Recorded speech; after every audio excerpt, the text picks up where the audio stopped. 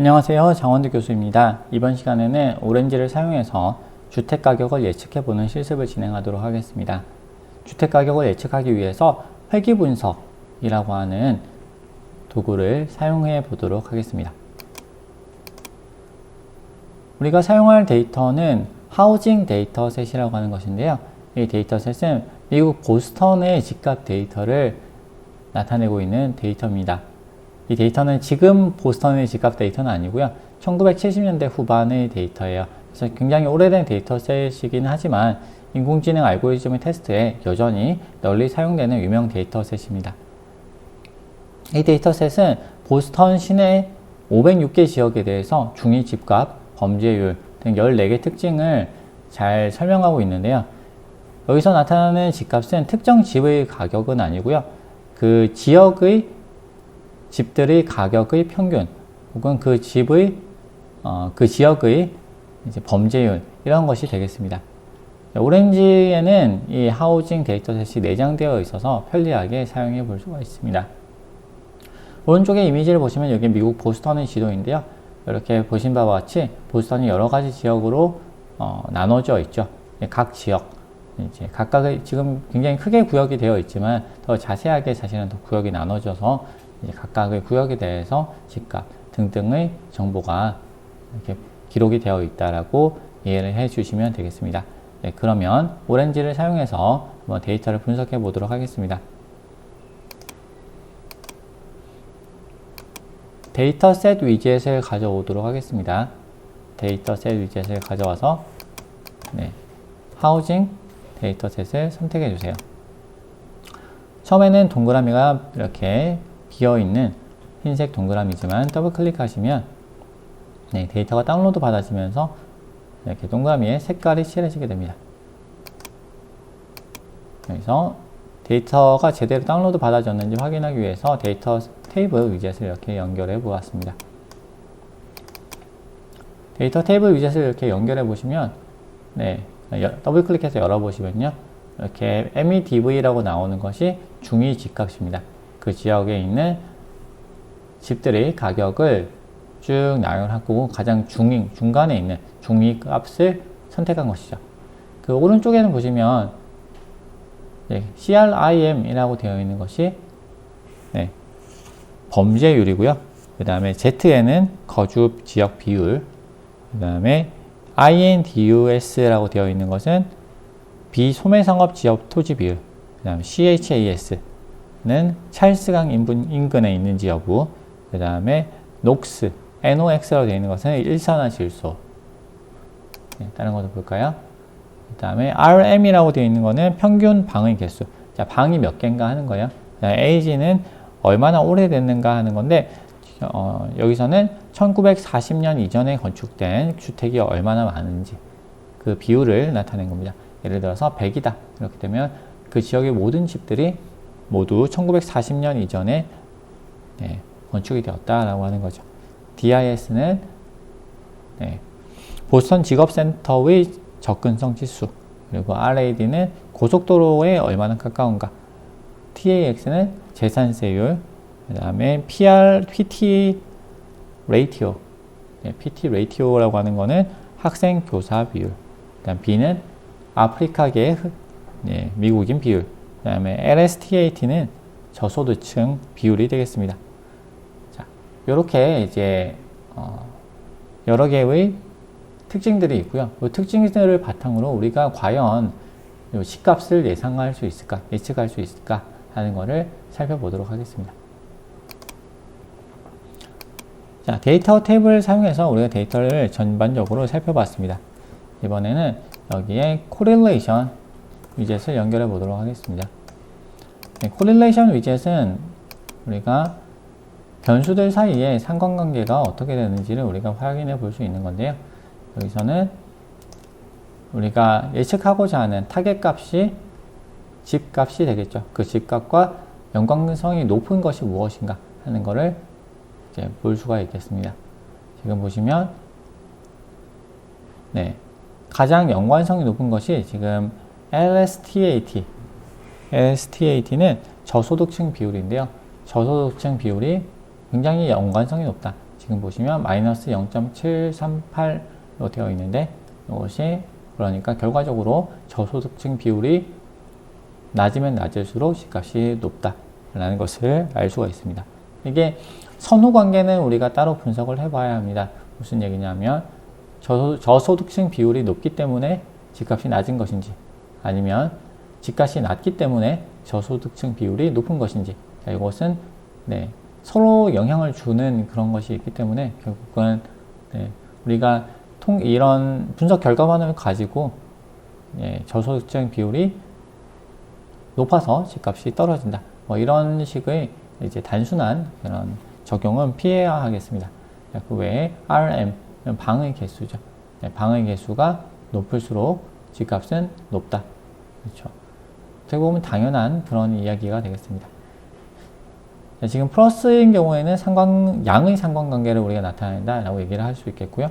음수인 경우에는 음의 상관관계, 반비례 관계다 이렇게 얘기를 할 수 있겠습니다. 자, 이런 식으로 우리가 쭉 이제 어떤 변수와 또 집값이 가장 연관성이 높은가 하는 거를 correlation widget을 사용을 해서 볼 수 있었는데요. 이제 숫자로만 보니까 잘 와닿지가 않죠. 그래서 요거를 그래프로 좀 확인해 보고 싶다라고 한다면 여기에 스캐터 플롯 위젯을 연결하면 되겠습니다. 스캐터 플롯 위젯을 연결해서 더블 클릭해 보시면 우리가 변수들 간의 상관관계를 볼 수 있습니다. X축에서는 우리가 크리미널, 범죄자 수를 놔뒀고요. Y축에서는 집값을 상관관계로 놨습니다. 그 다음에 코레레이션을 보고 싶다라고 한다면 여기 체크를 하나 해주면 되는데요.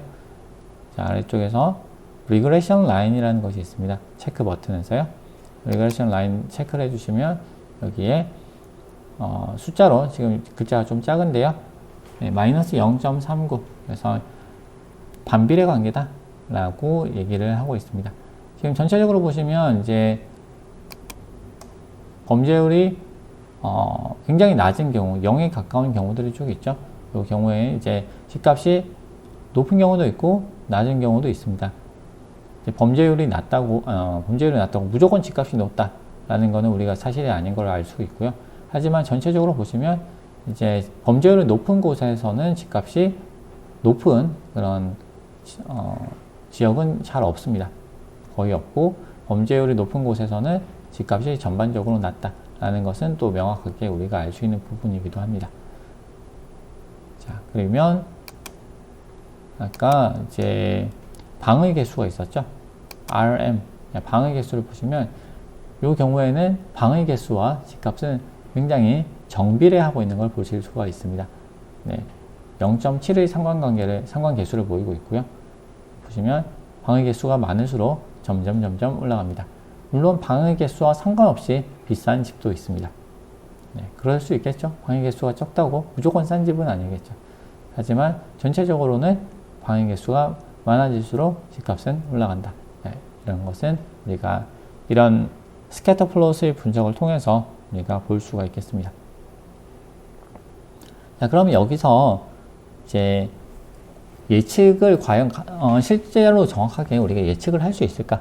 그 예측이 얼마나 정확할까 하는 것을 살펴보도록 하겠습니다. 자, 스캐터 플롯은 옆으로 좀 밀어 놓겠습니다. 지울게요. 자, 데이터셋 위젯이 있고요. 그 다음에 이 데이터셋 위젯을 사용을 해서 우리가 리니어 리그레션, 선형 회계를 하고 싶다라고 얘기를 할 수 있겠습니다. 그런데 여기에 한 가지 문제가 있습니다.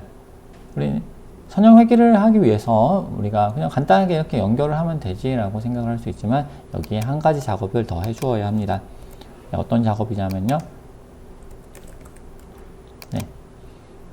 데이터를 학습 데이터와 테스트 데이터로 나누어 주는 그런 작업입니다. 지금 데이터셋에는 많은 데이터가 한꺼번에 있기 때문에 이 데이터를 가지고 다 학습을 해버리게 되면 검증할 데이터가 남아있지 않게 됩니다. 자, 데이터 샘플러에서 70%의 데이터를 선택을 해서 학습 데이터로 보냅니다. 자, 그 학습 데이터를 리니어 리그레션 위젯으로 보내겠습니다. 자, 그리고 이렇게만 연결하면 사실 학습이 다 되거든요. 여기에 프리딕션, 위젯을 연결하면 나온 결과를 검증할 수 있게 됩니다. 자, 이번에는 검증을 할 때 데이터를 그대로 학습에 사용한 데이터를 그대로 보내서는 안 되겠죠. 일단은 데이터 샘플과 프리딕션을 연결을 합니다. 그런데 지금 기본적으로 그냥 연결을 하면 데이터 샘플, 그러니까 70%의 데이터를 그대로 프리딕션에 보내게 되는데요. 그렇게 하면 안 되고요. 여기 더블 클릭하셔, 이제 이 링크를 더블 클릭하셔가지고요. 여기 데이터 샘플하고 연결되어 있는 걸 지우시고, 리메이닝 데이터, 나머지 30%의 데이터를 프리딕션으로 보내시면 됩니다. 이렇게 하시고, 프리딕션을 더블 클릭해 주시면요. 네. 정확도를 우리가 곧바로 알 수가 있습니다. 네. 지금 보시는 바와 같이, 위쪽에 보시면 이제 리니어 리그레션을 사용을 해서 지금 리니어 리그레션이라고 하는 거는 선형 회귀라고 하는 예측 도구거든요.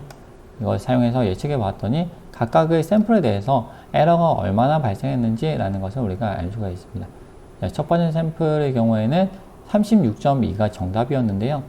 이제 예측한 값은 27.7이었어요.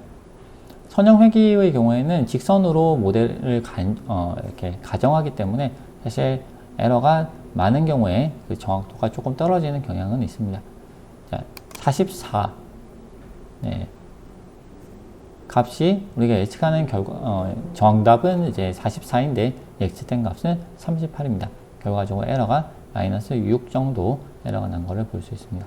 자, 이런 식으로 이제 전체적으로 각각의 데이터 샘플에 대해서 하나씩 예측을 해보니까 에러가 다 조금씩 났어요. 이제 이렇게 에러가 났는데 보니까 나온 결과가 MSE, Mean Square Error거든요.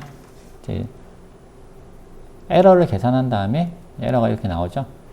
이렇게 정답에서 에러를 빼면은, 죄송합니다. 정답에서 나온 예측된 값을 빼면 에러가 발생을 하는데 이 에러를 제곱을 하고 그 다음에 제곱된 에러를 다시 평균을 취하는 겁니다. 왜 제곱을 할까요? 네, 음수가 있어서 그렇죠. 음수가 있고 양수가 있으니까 그냥 에러를 다 더하게 되면은 이게 중화가 돼 버려서 이렇게 마이너스 13과 11을 더하면 네, 마이너스 2밖에 안 되죠. 그래서 에러가 전체적으로 얼마가 발생했는지를 우리가 그냥 에러를 다 더해가지고는 알 수가 없습니다. 그래서 제곱을 한 다음에 네, 평균을 내게 됩니다. 그렇게 하니까 평균적으로 22만큼 차이가 났더라. 자, 그 다음에 MAE라고 하는 게 있습니다. MAE라고 하는 거는 Mean Absolute Error. 아까 제곱을 했는데 굳이 제곱할 필요가 있나요? 그냥 절대값을 취하면 되지. 자, 그렇게 하면은 자, 절대값을 취해서 보니까 평균이 3.359가 나왔습니다. 자, RMSE는 뭐냐면요. 거기다가 루트를 취한 거예요. MSE에다가 루트를 취합니다. 왜냐하면 제곱을 해가지고 평균을 했으니까 이게 전체적으로 에러가 뻥튀기가 됐잖아요. 그래서 그거를 다시 루트를 취해가지고 원래의 스케일로 바꿔줍니다. 그렇게 해보니까 4.7 정도의 에러가 발생을 했습니다. 자, 비교적 정확하게 예측한 것 같은데 자, 이렇게 해놓고 보니까 이게 도대체 제대로 한 건지 못한 건지 알기가 어렵습니다. 그렇겠죠? 여기서 그래서 프리딕션에서 우리는 스캐터 플롯으로 다시 위젯을 연결해 줍니다. 자, 그리고 스캐터 플롯을 더블 클릭해 보면요. 뭐 아무것도 안 나오죠? 여기 조금 조정을 해 주셔야 돼요. 자, X축에서는 네, 프리딕션 여기서 제가 여기서 선택이 되어 있어서 그래요. 죄송합니다. 지금 프리딕션에서 더블 클릭해가지고 보시면 지금 제가 선택이 되어 있잖아요. 이게 선택을 지워줘야 되는데 선택이 잘 안 지워지네요. 그럼 컨트롤 A를 눌러가지고 전체를 선택을 해버렸습니다. 네, 전체를 선택한 다음에 다시 스캐터 플롯으로 들어가 보도록 하겠습니다. 네, 스캐터 플롯으로 들어가 보니까 가로축 X축이 MEDV로 되어 있고요. 세로축이 리니어 리그레션 예측한 값이 되겠습니다. 그래서 지금 보시면 MEDV 지금 예측한 값과 지금 죄송합니다. 자꾸 말이 꼬이네요. 이제 원래 값과 예측한 값의 그런 분포가 이렇게 좀 보여지는데 보시면 제법 정확하게 예측이 되고 있다라는 걸 보실 수가 있어요. 지금 correlation coefficient 즉 상관 계수가 0.85 정도로 나오고 있죠. 전체적으로 네, 잘 예측을 했다라는 것을 알 수가 있습니다. 자, 지금 이렇게 예측한 결과는 사실은 우리가 선형으로 예측을 한 거거든요. 선형으로 예측을 했다는 거는 그 선에 대한 이제 그러니까 1차 식이 나온다는 거고요. 그 1차 식에 대한 각각의 개수 그리고 y 절편까지 우리가 계산을 해볼 수가 있습니다. 그 값 자체는 리니어 리그레션 모델에서 우리가 데이터 테이블로 끌어가지고 보시면 됩니다. 그러면 네, 데이터 테이블로 연결할 때 보시면 코이피션트 개수에서 데이터를 보낸다 이렇게 되어 있는데요. 보시면 각각의 개수 즉 우리가 어떻게 예측한 것인가 하는 것이 결과 그 수식 자체가 여기에 나오게 됩니다. 그래서 우리가 만든 모델은 어떻게 예측을 하고 있냐면요. y 즉 예측하는 그 집값은 크리미널 즉 범죄율에다가 마이너스 0.12를 곱하고요. 그 다음에 ZN 즉 거주지역의 비율에 0.06을 곱하고요. 그 다음에 INTUS 요거는 비소매상업지역 토지 비율에 또 마이너스 0.004를 곱합니다. 이런 식으로 다 곱해가지고 전체를 더하게 됩니다. 그리고 인터셉트 전체적으로 40.12 등등을 더하면 우리가 최종적으로 집값을 예측할 수 있다라고 얘기를 하는 게 되겠습니다. 네, 이런 결과가 되는 거죠. 에러가 계속 발생을 하고 있기는 하죠. 에러가 발생을 하고 있긴 하지만 사실 우리가 정확하게 집값을 예측하는 것은 또 굉장히 어려운 부분이 있기 때문에 이 정도면은 준수하게 예측을 했다라고 얘기를 할 수 있겠습니다. 네, 이런 식으로 이제 우리가 집값을 어떻게 예측하는지 전체적인 위젯을 어떻게 구성해야 하는지 이것을 설명을 드렸고요. 여기서 여러분이 기억해 두셔야 할 포인트가 몇 가지 있는데요. 먼저 이제 데이터 샘플러 여기서 학습 데이터와 테스트 데이터를 나눴다 라는 부분을 여러분 꼭 기억을 해 주셔야 되고요. 이걸 하지 않고 연결을 하면은 그냥 단순히 학습 데이터를 그대로 테스트로 넣게 되기 때문에 그 정확도를 분석의 정확도를 우리가 담보할 수 없다라는 문제가 발생하게 됩니다. 자, 그리고 여기 있는 지도학습 모델 위젯을 어떻게 사용하는가 하는 것도 알아두셔야 되는데요. 학습 데이터를 보내면 지도학습 모델은 자동으로 그 데이터를 사용을 해서 학습을 진행을 하게 됩니다. 그리고 그 학습된 모델을 사용해서 테스트하기 위해서는 프리딕션 위젯이 필요한데요. 이 프리딕션 위젯은 모델을 받고요. 학습된 모델을 받고 그 다음에 또 새롭게 들어가는 테스트 데이터를 또 집어넣어서 이렇게 프리딕션 위젯의 경우에는 예측을 수행하게 되겠습니다. 예측된 결과는 우리가 프리딕션 위젯에서 곧바로 보실 수가 있지만 조금 더 시각적으로 보기 위해서는 스캐터플롯 위젯을 사용하면 편리합니다. 그리고 리니어 위젯에서 개수를